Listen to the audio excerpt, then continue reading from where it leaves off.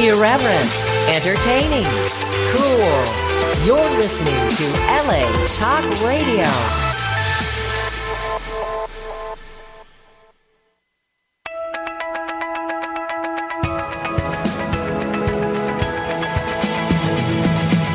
You're listening to Question Reality with Priscilla Leona, right here on LA Talk Radio. Hi, welcome to Question Reality. I'm your host, Priscilla Leona, and we are coming to you live from Los Angeles, California. Our show is broadcast every Sunday from 5 p.m. to 5:50 p.m. Pacific Standard Time. If this is your first time tuning in, our show will help you to question your career reality. This show is for you if you are considering a career in the entertainment industry. Our guests will provide you with tips, advice, and resource information on how and what it takes to successfully pursue a career in show business. Our guests work in various professions and are at different stages of their career. So that means that we will definitely have someone on the show that will be able to help you with your show business career questions. If you want to check out our past guests, read their bios, listen to their interview instantly, or download one of the shows, go to the LA Talk Radio website, and that is latalkradio.com. latalkradio.com, and you click on the link at the top of the website that says Channel 1, scroll down and look for our show, which is Question Reality, of course, and you click this link, and this takes you directly to our archive page, and that is where you can view the list of the past guests. Now, you can also download our free app for your Android or iPhone and listen to any of the other exciting and informative shows that we have. Just download the app from our homepage on the LA Talk Radio website, and that icon is down. It's located down like towards the bottom of the page, so you just got to scroll a little bit, but you'll see it.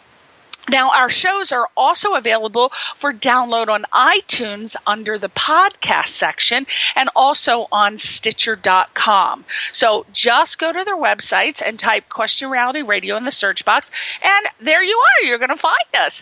And if you want to find out about our future guests, now that's a whole different website that you have to go to. That is our official Question Reality Radio Show website. Now, that address is questionrealityradioshow.com, questionrealityradioshow.com, and that will have a list of all of the guests. And we book per season. We're usually booked 6 months to a year in advance. So if you know of anyone who works professionally in the entertainment industry and would like to come on and promote their project or talk about their work, and they work professionally, refer them to our website, questionrealityradioshow.com, and tell them to submit via our contact page and just include a little bio and why they would like to come on the show and how they could help provide some great career advice to our audience. So, as usual, we have a fantastic guest for you today. His name is, and I pray I don't butcher his name, because I'm telling you, there's a lot of E's in this name. There's like E. Okay, so I'm going to give it a whack. His name is Dennis D. Feeheley, and he is a writer, public speaker, and a communication expert. And Lord knows we need a communication expert on this show. Now, he was referred to me by a lovely, lovely, lovely friend of mine. I adore her. She is wonderful. She's one of my favorite friends in the whole world. She's also a fellow Scorpion. Her name is Leanne Hamilton, and she just told me how wonderful her cousin was, who happens to be our guest today, Dennis, and that he wrote this fantastic book, that he was a travel writer, again, among other things. And I said, I have to have him on the show. Now, Dennis Feeheley is a noted communication expert and author of a top-selling travel book, and it's called Traveling Man Across the Sahara and Beyond. And it's a story of a 3,000-mile journey as a 19-year-old, which will also include hitchhiking like 1,000 miles across the Sahara Desert, which I can't even imagine the adventures that he got into. But we're going to hear about a couple of them. And Dennis is in-demand public speaker with speaking engagements and seminars in the United States and also abroad. He's appeared on many television and radio shows to discuss his travels of 50 countries around the world. And some of his adventures included rugged, like manly man travel to 30 countries by the age of 21. Oh my God, I was just waiting to get my damn license to get into the nightclub at 21. That was like my big adventure, traveling from my house to the nightclub. And boy, he had done over 30 countries. He lived a much more exciting life than I did, for God's sakes. And he did all this while he was studying and playing rugby at Oxford University. La da, tootie ta-ta, Oxford University. Oh my God, I lived in England for 6 months, nowhere near Oxford, but that's about as far as I traveled. And as everybody knows, because I've been complaining about it for the whole 8 years I've been on the show, my husband, who is a world traveler against his will from his family, he's lived all over the world. And he said, you know what? When you've seen one tree, you've seen them all. When you've seen that is his philosophy, which I don't share. So I said, you know what? I am saving up for a trip to Prague, and I'm going without you. And if I meet a hot guy, well, I'll send you the divorce papers because I'm traveling to Prague, by God. Anyway, Dennis is one of the few Americans to travel. Now, this is very, very interesting, highly exciting to me, and I want to talk about this in depth. He is one of the few Americans to travel unrestricted behind the Iron Curtain during the Cold War. Oh my gosh, what did he get into? I just can't wait to hear. And just a little bit about him before all of these adventures happened. He, prior to being a writer and a public speaker, he worked on Capitol Hill in Washington, D.C. as a legislative correspondent, and he was also the founder and CEO of Primex International Trade Corp. So I think I might be intimidated by him now. I don't even know what to talk to him about. I have no idea. I'm just going to wing these little primary base questions at him and hope that he dumbs down to answer them for my show. So without further ado, let's just talk to him now. Dennis, welcome to the show. Thank you for gracing us with your presence. Hey, Priscilla, it's great to be here. Appreciate it. My God, what in the hell is going on with you? You're like a man about town. You're as in the, what was his name? You are what's called a continental dude, an international traveler. You are a man about town. I don't even know what you look like, but I picture you looking like, because we're doing the show remote. I picture you looking like a combination of Clark Gable and Cary Grant. That's what I see. Now your travel, the book, your latest book is a travel memoir from a trip that you took over 30 years ago when you were 19. And from what I understand, the trip started in London, and it was interesting what came next, because it said the trip started in London where I met my brother. So I don't know if he's a long lost brother or you and your brother just said, you know what, we got $175. Let's go travel across Europe. So I know that your original plan was to travel across Western Europe to Africa and then cross the Sahara and Northern Africa and then go back to London. right? And then from what I Yes. understand, you traveled 40 days, 3,000 miles across 2 continents. You hitchhiked 1,000 miles across the Sahara. You had That's to correct. cross by ship. My God, you were stowaways across the Mediterranean Sea on $6 a Yeah. day. I think we spend $6 a day on a coffee now. How you lived on that, I don't know.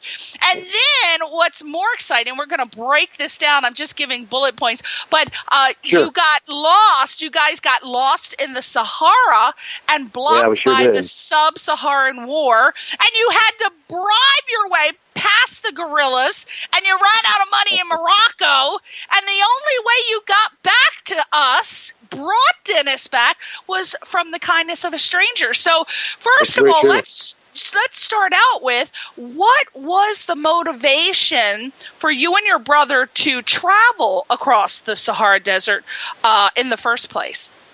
At 19, Well, when I was I don't know who thinks 19 about years that. old. I mean, Yeah, you when I weren't was even young, thinking about going to the club, meeting a girl, getting a car. You were too progressive for the rest of us. What was the motivation, Dennis? When I was a young age, I just had this real passion to see the world and explore the world, and this was 30 years ago, so the world was much more of a mysterious place. There was no internet or cell phones or fax machines, and when I finished high school, I'm from Michigan, I planned to go to Michigan State University, but I just had this real desire and this passion to see the world, and I knew I was young, this is my time, so I canceled going to Michigan State University, and I found this program in England at Harlexton College. And I planned to go there for 1 year, do some traveling, and then come back to Michigan State. Well, while I was at Harlexton, I hitchhiked down to Oxford University, found an overseas study program there, applied to that, got accepted, so went back 2 more years at Oxford and played rugby there. So I was 3 years in England at a very young age. And during that time, I did a lot of traveling. I traveled over 30 countries, Europe, Africa, the Middle East, while going to school, and I paid for it myself. It was very, very difficult and traveled very cheaply, but it was a great experience for me. Wow, my God. Now, 40 years later or 30 years later, why did you decide to write your book at this particular time? Like, why didn't you write it right after you came back? Why now? Yeah, that's a good question. It was kind of, I had all these unique travel experiences in the Sahara, behind the Iron Curtain, a very unusual experience. And I tell people the story sometime about what I did, and almost everybody would say, Dennis, you should write a book about that.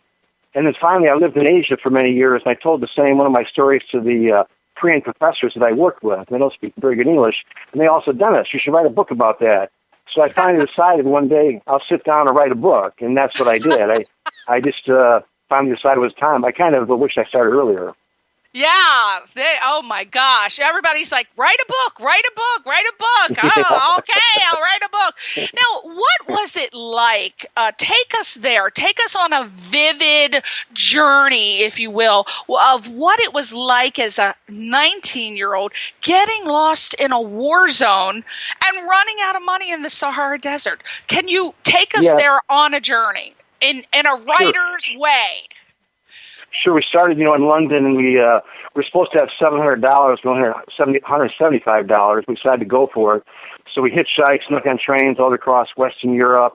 Then we snuck on a ship or stowaways across the Mediterranean Sea to Tunisia.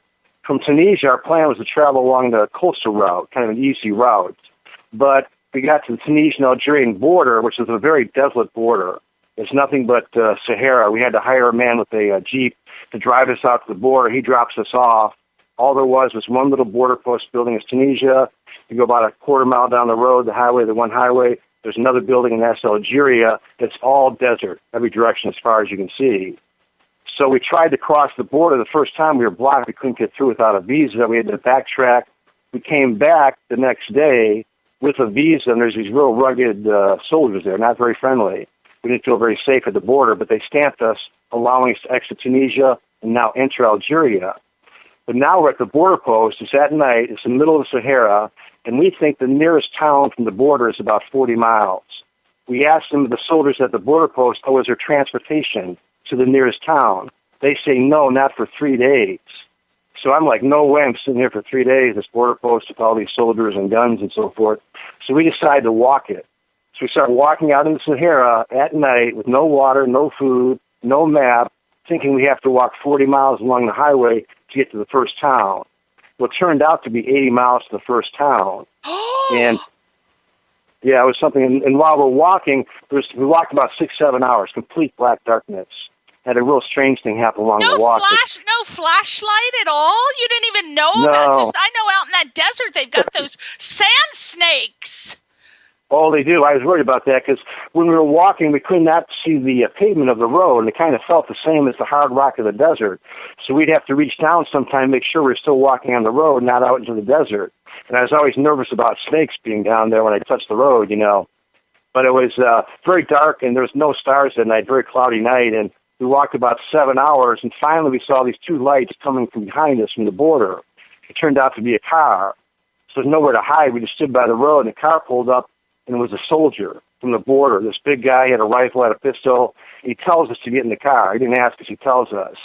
So we get in the car, and we say, oh, shukran, thanks, Sahab, thank you, friend, thank you. We'll go to the first town.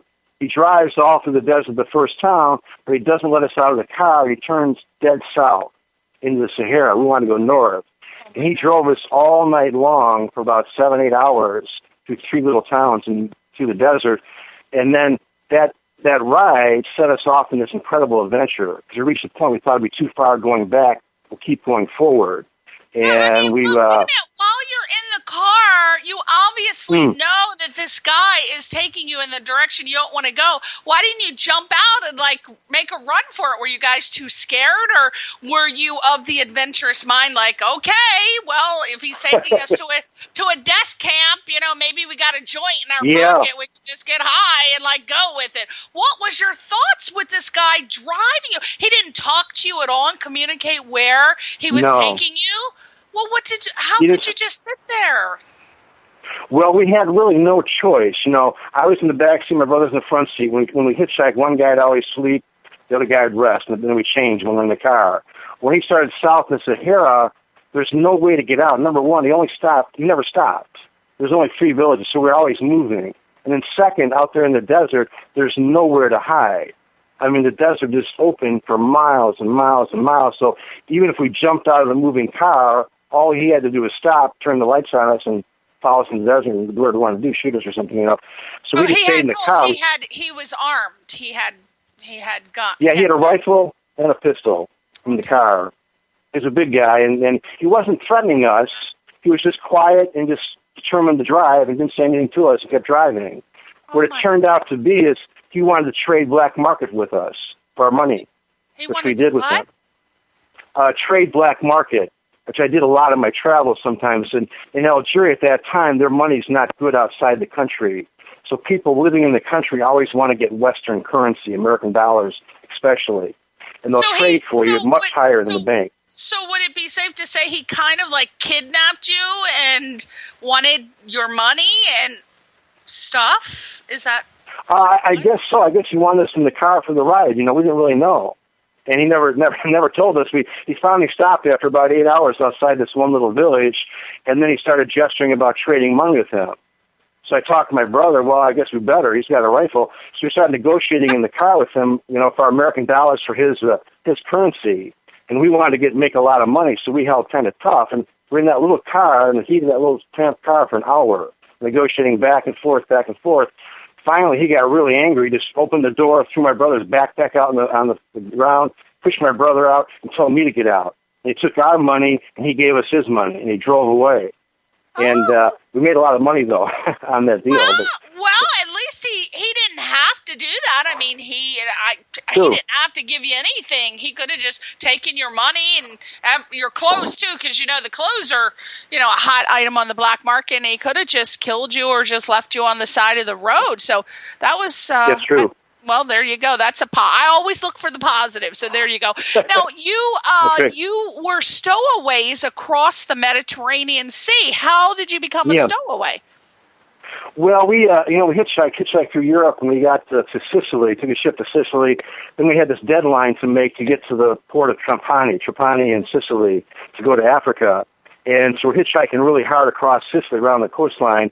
We get to Trapani to the shipyard, We never talked about it, actually. We get to the shipyard, and they had this little room there for our customs to stamp our passport to let us exit. There's another area to buy your ticket.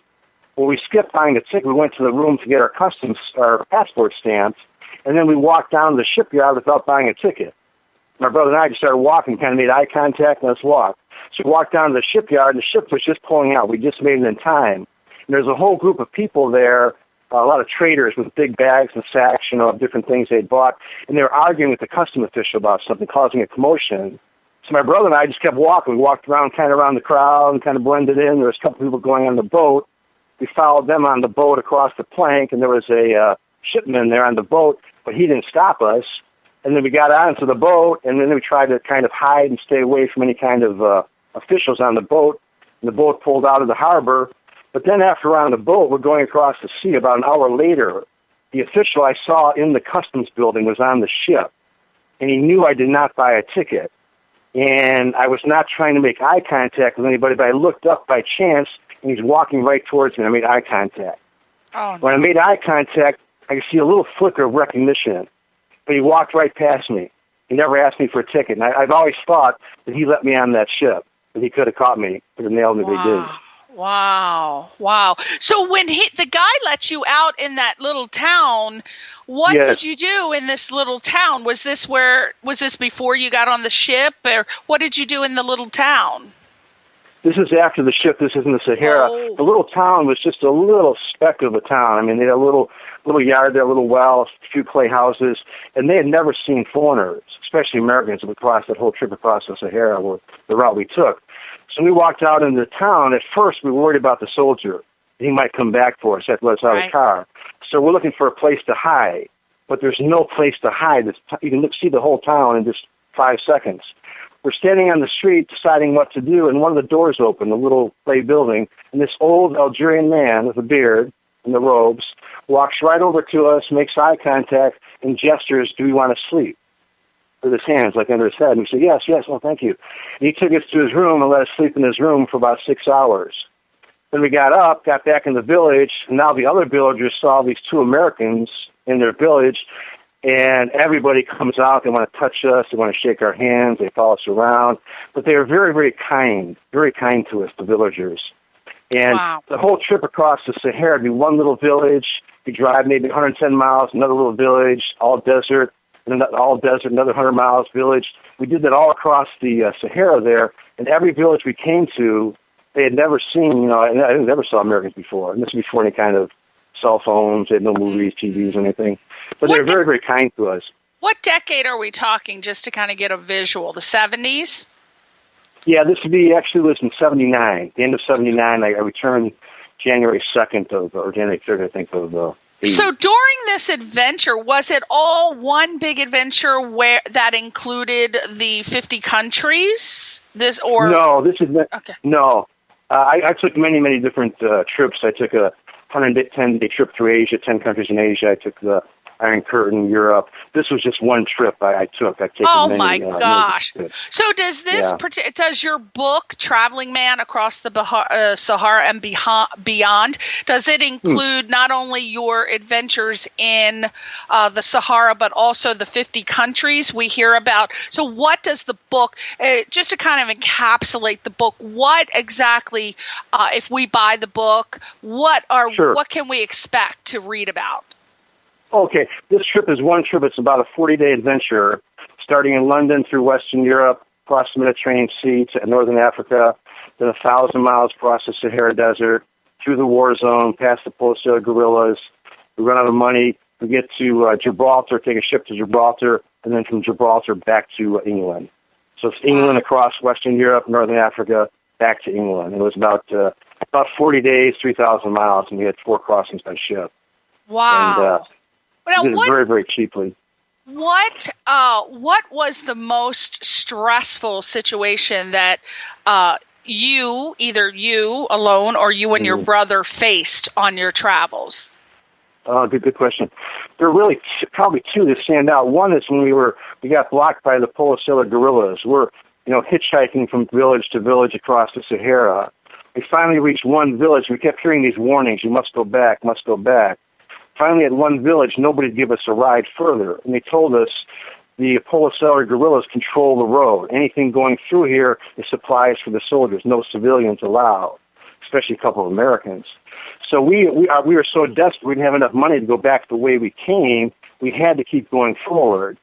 So we met some Arab men in the street, and this is all, I couldn't talk with them, but through drawings, and body language, we told them we needed to get a ride past the Polisario guerrillas. So these two men took us to this little cafe, and we met this guy. I call him Scarface in the book. He's some kind of smuggler or something. He had a real evil-looking scar down the side of his throat. And he talked to him about hiding us through the checkpoint with the guerrillas. So we negotiate with him, long negotiation, back and forth, back and forth. We agreed to pay him $15, which is a lot of money for us at the time. And I write 15 on my hand, 1, 5, and I put a dollar sign. I make him shake my hand. Yes, this is the agreement, $15. And he put us in his truck with his partner, starts leaving that village. Now we drive out in the Sahara. It gets really rough and rocky on the road. We drive a few hours, and he pulls off behind this little sand hill. There's nothing out there, just all desert. He takes us to the back of the truck. He pulls up this tarp he has with rope, and he points for us to get into the back of the truck and hide. There's a bunch of military boots and uniform stuff back there. He hides us way under all the clothes, puts the clothes on top of us, the tarp, ties the tarp, and now he's driving to the guerrilla checkpoint. So I'm in the back of that truck with my brother. We're just sweating. We know we're going to the border post. They find us there. We don't know what they'll do with us, the guerrillas at the checkpoint. And anyways, he got us through that checkpoint. We never really trusted him. But he got us through the checkpoint. Then he ripped us off. He charged us $50 for the ride. Oh, instead of 15, you had to pay 50 for the strike. Hey, $50 is worth your life. So that was a good deal you got too. Now, what do you feel from all of your travels? What do you feel was your greatest achievement from all of your travels? What was the greatest achievement you made? Interesting. I would say just probably actually doing it. Because I tell people stories, and I came back at different times about my travels, and everybody always told me, I want to do that. I like to do that. But very few people ever just actually do it. And I think just actually going and doing it, especially at a young age, and kind of following my passion. I had this passion to travel. I knew the world was a big place back then. I wanted to see it and explore it and meet people and different cultures. And I did it. I just went and did it. And it was very, very difficult. And I'd go to school. Semester finished, I'd take off traveling in England from Oxford. Run out of money, I'd fly home standby, go to work in my hometown, this little restaurant. I'd work 25 days or 26 days, however long I had, save my money, go back to school, and travel, come home, work, school, travel, work. I did that for 3 years. I just did it. I didn't talk about it, I did it. So I'm kind of proud of that, just I actually did it. You are an adventurer and a thrill seeker for sure.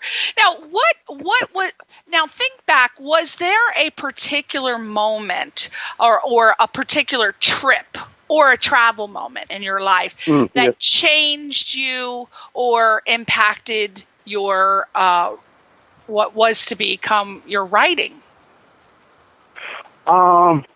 Yeah, there were things that happened. One was in the Sahara there with the people I met. I met, people from such diverse backgrounds, and sometimes they looked very fierce or very dangerous or very different from me, but they'd often turn out to be very kind and very accepting.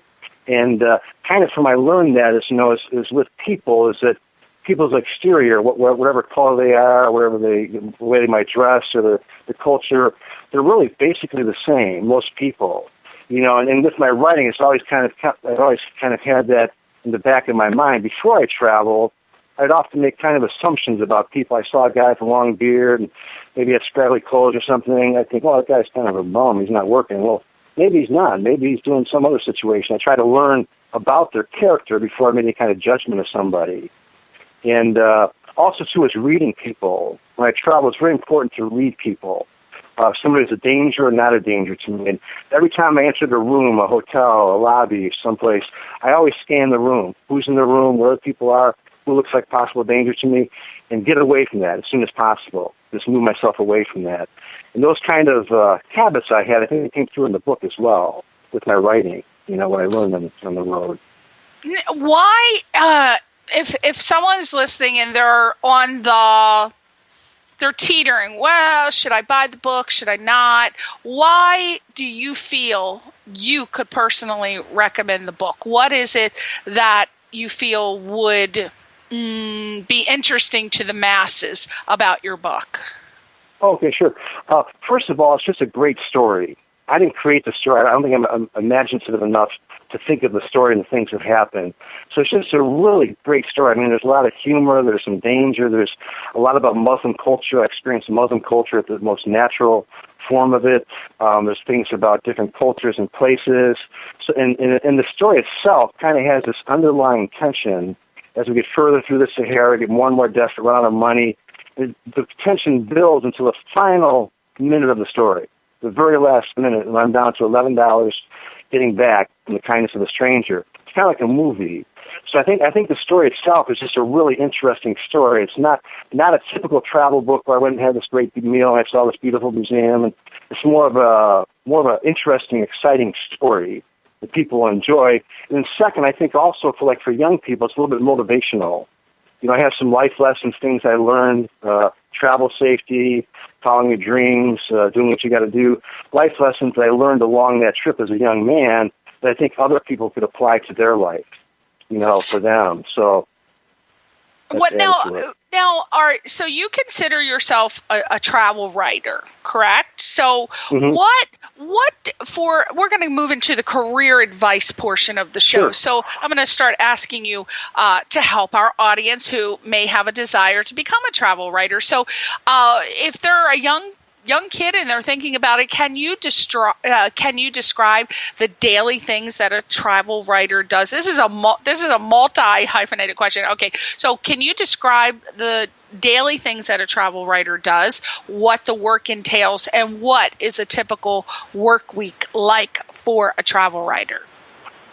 Okay, for me, you know, my experience I know from is number one is before I started kind of organizing my material. This happened a long time ago, but I had a very detailed journal. I had photos, I had postcards that gave me specific timeline and specific events and things that happened. So I organized that first, wrote a basic outline of the story, and then I picked a starting date. I didn't start the story in London at the first day. I started waking up Christmas morning in the middle of Sahara at a Bedouin camp, lost, and then I go back to the start of the story. And I use that as kind of like a intriguing technique to capture attention quickly. When you write a book, you have to get the reader's interest quite quickly. You can't build over time usually. So I think that helped was that technique of getting the reader interested in what's going to happen. Well, he wakes up, he's in the Sahara, he has no money. And then that was one thing. Second thing, too, is discipline. You know, when I wrote the book, it took me about 18 months. And I wrote almost every day. I write anywhere from 1 to 5 hours. But I just made it a point to try to always write. Because if I stopped, I know where to stop for 2 or 3 weeks. If I just didn't keep at it, you know. So being consistent was very important for me as well with writing the book. And then I wrote 540 pages originally, and then editing it down to 350 pages was very difficult. It was more difficult for me doing the editing than it was for the writing. And what education or skills would you feel are absolutely necessary to be a travel writer? Well, for travel writers, one is the experience. You need to get out there and actually travel. And I suggest, you know, traveling as natural as you can, not taking a tour. It depends on what type of book you're writing, but trying to really learn about the culture and the people, the feel of the country, the smells, so you can really write something that's based in reality. So experiencing as much as you can with your traveling, I think is very important. Also, for me, what I did is I love to read. I read a lot of different books. I read different travel writers and all different types of books. And when I read, though, I'd always be aware of vocabulary, phrases. Wow, that's an interesting word. Maybe I could use it. I'd write it down and keep that, or some kind of phrase or something that might apply to a situation I have in my book. So I did a lot of reading of other people's works as well, looking for dialogue, how they wrote their dialogue, the vocabulary they used, how they set up a scene. And that was also quite helpful for me with my writing. And what do you feel is a common misconception that people have about what people do as travel writers? Well, I think the misconception might be is that it's kind of like, which a lot of books are, oh, you take this nice trip and you go and you find this delicious food and you recommend this restaurant and you see this beautiful work of art. My book is very different. My book kind of reads like a James Patterson type of story. I think the story is what really makes my book exceptional because it's just a great story. You know, it's not my story. It's just what I experienced. I didn't think of the story. It's just what I experienced. So I think that was very, very important for my book anyways. Mm-hmm. And what was it that first trip that you took that made you decide to become a travel writer? Was somebody who constantly said, you got to write a book, you got to write a book? Because based on what I'm hearing, not only should you write a book, I think you should turn it into a screenplay because it sounds like it could be a fascinating movie as well. Have you ever thought about that? And, you know. Yeah, I have. I've been getting a lot of feedback towards that, and I think it would. It lends itself because, like I said, you have this underlying tension. You have this two brothers on the road, the interplay between them, the life lessons, but then this tension just builds and builds. It gets more and more desperate, more obstacles, and it just peaks. It just goes down in the final few minutes at that airport. Our brother's gone. I'm standing there with $11, 19 years old, 1,000 miles away from England. And how do I get back? And I think that it lends itself to a movie. It's very much like a movie. Absolutely. I'm like seeing the movie in my mind right now. So get working on that, my darling. Now, why do you think, I personally think it's so important to see the world when you're young. There are pros and cons to that. I mean, you can be young and naive and get taken, but then again, if you don't do it when you're young, you might not get an opportunity when you're older because you get stuck in life. So why do you think it's important for young people, especially college students, to see the world? I think it's a great learning experience. You know, for myself, I had a very good formal education. I studied overseas study at Oxford. I have a degree from George Washington University. But I learned as much from my travel experiences as I did from my formal learning. I learned about making decisions. I learned about earning money, the value of money, using money. Because for me, when I traveled, $1 was a lot of money. I would walk 2 or 3 miles rather than spend $1. So about money, you learn about people. I learned about all different kinds of people. I learned about following my gut instinct, which I still try to do. So it was a great, great learning experience for me in terms of the travel, things that I learned about cultures and different places. And so I think for young people, if they have a chance, you know, it's not just kind of really wasting your time. You can learn a lot from it when you do travel. Yeah. And what destinations, just give me, I don't know, 3 to 5, whatever you feel. Give me 3 to 5 destinations that you personally recommend for young travelers to be an absolute must-see today, not, you know, back then, because it's a whole different world today. There are some places you definitely don't want to recommend that people go, period, especially young people. What are 3 to 5 that you recommend today? Well, for me, I'd recommend, number one is also England. I lived there 3 years, like a second home to me. You know, our country is kind of founded on English principles, people coming from England. There's so much history there, and the architecture, the people. I think it's a great experience for Americans, kind of our cousins. We call them our cousins, you know, Brits. So I think England would be a great place to go. In Asia, I lived in Asia for about 18 years. Thailand is kind of a different type of travel, but for a young person, you got the beautiful beaches. It's very cheap. You can live in a cabana on the beach and, you know, have this wonderful lifestyle while you're there. Very comfortable, very relaxed. I recommend Thailand for young people. It's kind of just a different type of travel. But I would also recommend maybe is nowadays is Eastern Europe. I traveled Eastern Europe when it was communist. Now it's open and free. And Prague. There's so much history there. Prague, right? My dream is to go to Prague. Is that somewhere you'd recommend going? Yeah, I sure would. Yeah, I was there a long time ago. Is it dangerous, though? I hear going to Eastern Europe is dangerous these days. But I would say it's just as dangerous to go to the Middle East. I mean, how How do you know if it's going to be dangerous? I don't know how you determine where you're supposed to not go.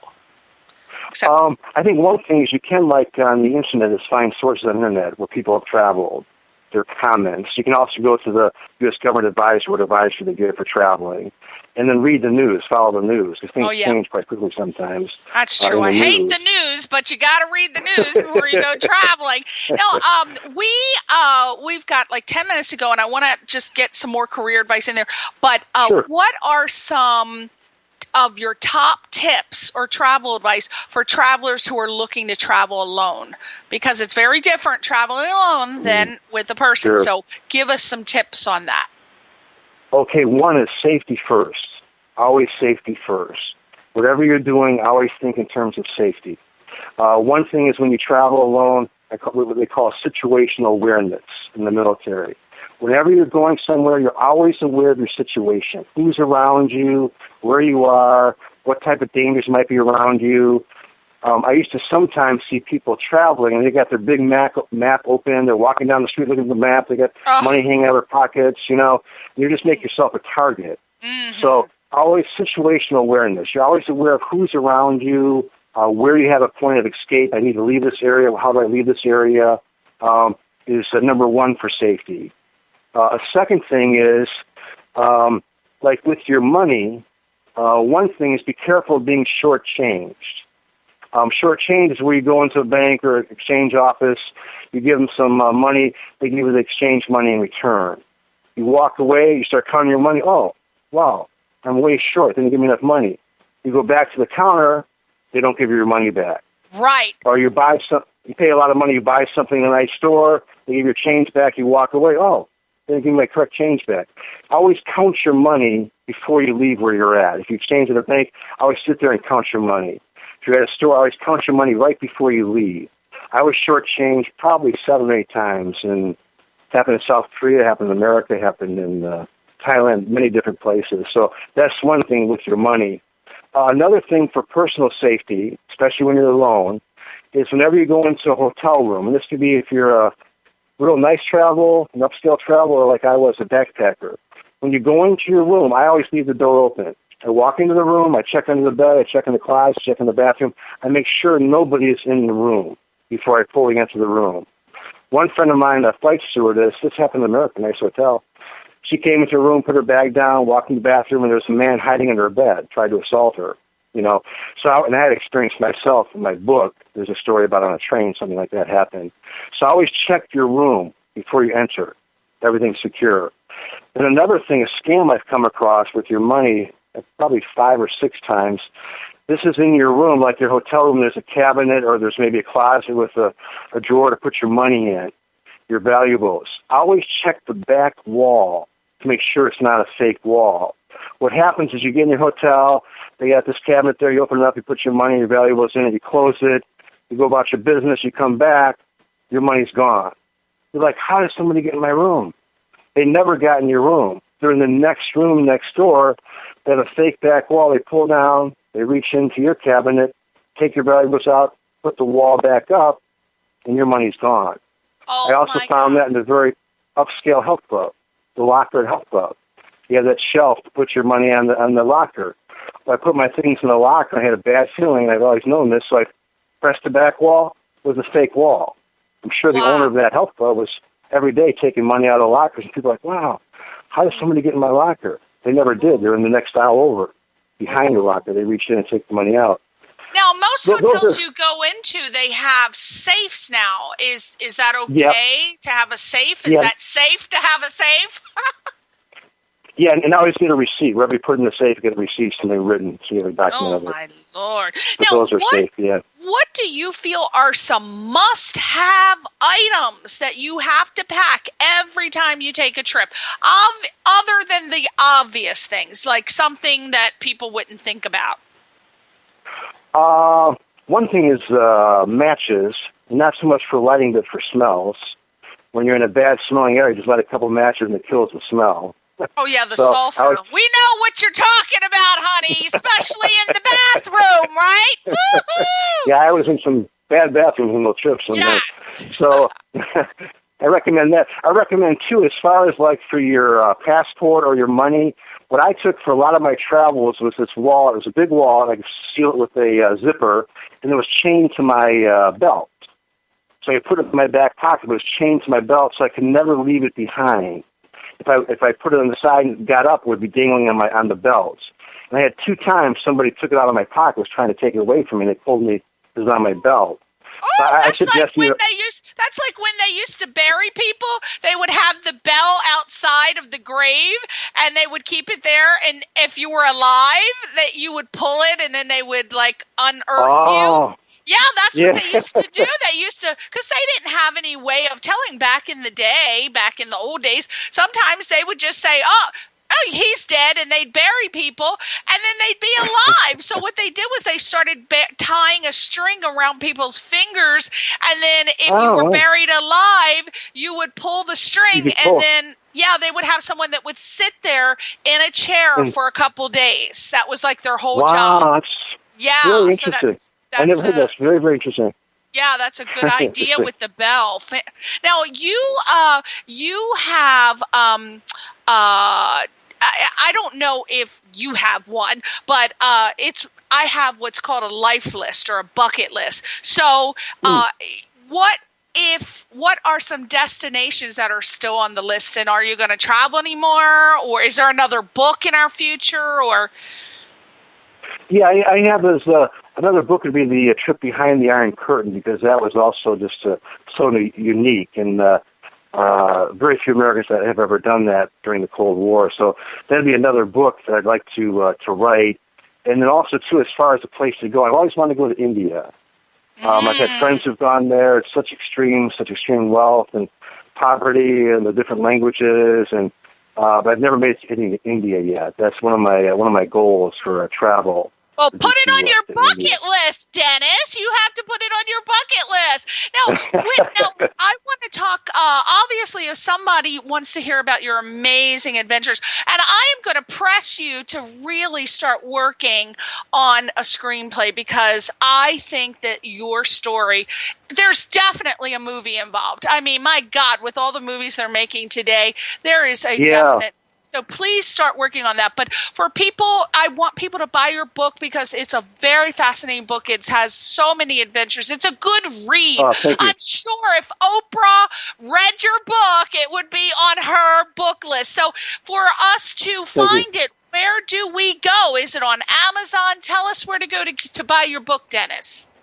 Sure. The easiest place is Amazon.com. You can buy it worldwide, and they'll deliver within 2 or 3 days. So Amazon.com, you can just type in my name, Dennis Feeheley, Feeheley, or Traveling Man Across the Sahara and Beyond. It'll come right up. You can also buy it on BarnesandNoble.com and most internet sites, but Amazon.com and BarnesandNoble.com are the most popular sites, but it's worldwide, and worldwide distribution. Right. And if you want to check out Dennis's website, you want to go to Feeheley. Now, this is a long website. I'm going to try it, but you need to. I own a website design company. You're going to have to contact me, and I'm going to have to redo your website and give you a short website name. But it's Feeheley, DFEEHELEY.wix, WIX.com /travelin, TRAVELIN, no G, man 1. So, but if somebody Googles you and just types Dennis D. Feeheley, they should find you, right? Yes, they would. They can see some of the articles that written about me and about the book and the distribution and so forth. Yes. So what are some hot projects? We're going to end in 1 minute, but what are some things that we need to know about Dennis of events or projects coming up in the future? Well, I'll be on a TV show in Santa Barbara on Thursday. Is Around the World Travel is the show. Around the World Travel on Thursday for a TV appearance. And then I have some speeches. Just so people can tune in, where can we go to find out when to view it? What's the station called? Is there a website? It's on let's see, ITV. on the internet. ITV, it's an internet program based in Santa Barbara. The website is ITV, just an I and then TV.com. Yes, and then it's Around the World Travel. I don't know if you need that or not. And what time are you going to be on that so we can tune in? I'll be on the show, I believe it's about 10 o'clock in the morning this Thursday, February 12th. And they'll put it up on the website. It'll be up there. You can go back and see it any time as well. Just type in the date, February 12th. What else you got going on? I'll be giving a speech at Brother Rice High School in Michigan. It's also upcoming right now. Those are the two things I have on the schedule right now. Is that open to the public, or you have? No, it's not.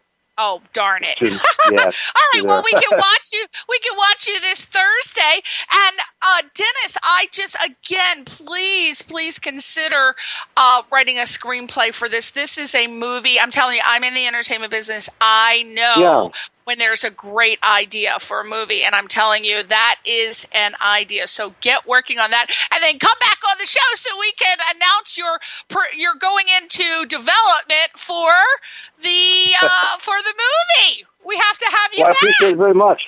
I appreciate it very much. I'll talk to you further about that. That's great idea. Dennis. Thank you for coming on. Say goodbye to your fans.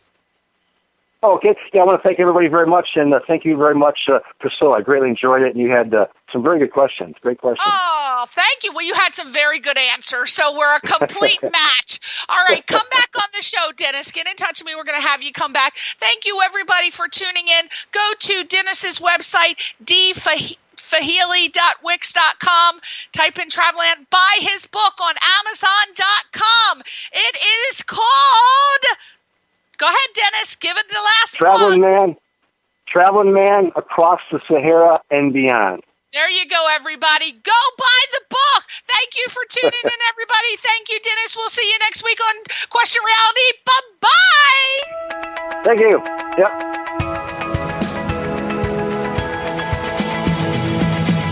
You're listening to Question Reality with Priscilla Leona, right here on LA Talk Radio.